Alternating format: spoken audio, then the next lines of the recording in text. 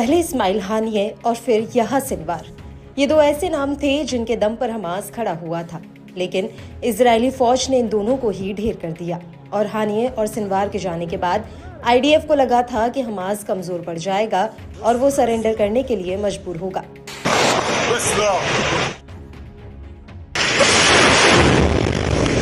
लेकिन हकीकत में ऐसा हुआ नहीं, बल्कि अब हमास के लड़ाके गाजा के भीतर आईडीएफ को दोगुनी ताकत से नुकसान पहुंचा रहे हैं।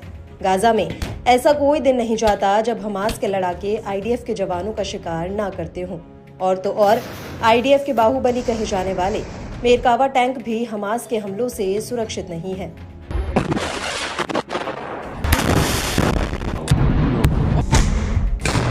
और अब इसी कड़ी में हमास की सैन्य शाखा अल कासिम ब्रिगेड्स ने एक बार में आईडीएफ के 2 मेरकावा टैंकों को उड़ा दिया। अल कासिम का कहना है कि उसने पहला टैंक रजान इंटरसेक्शन के करीब विस्फोटक से उड़ा दिया, जबकि दूसरे टैंक को बीत लाहिया प्रोजेक्ट इलाके के सकाफी इंटरसेक्शन के पास बैरल बॉम्ब से तबाह कर दिया।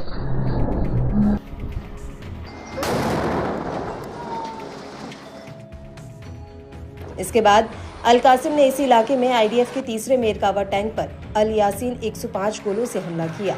अल कासिम ब्रिगेड्स का कहना है कि उसने बीत लाहिया में इजराइल के एक बख्तरबंद सैन्य वाहन को भी बारूद से उड़ा दिया, जबकि 3 मेरकावा टैंकों पर 2 शाहबाज आईईडी से हमला किया।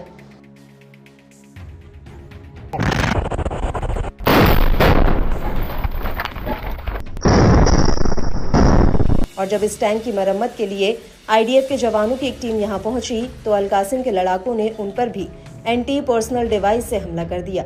अल कासिम का दावा है कि इस हमले में आईडीएफ को तगड़ा नुकसान हुआ है, जबकि जबालिया कैंप में अल कासिम के लड़ाकों ने आईडीएफ के 2 D9 मिलिट्री बुलडोजर पर तेंडिम गोलों से हमला किया और इसके अलावा तीसरे बुलडोजर पर अल कासिम के लड़ाकों ने अल यासीन 105 गोले दाग दिए।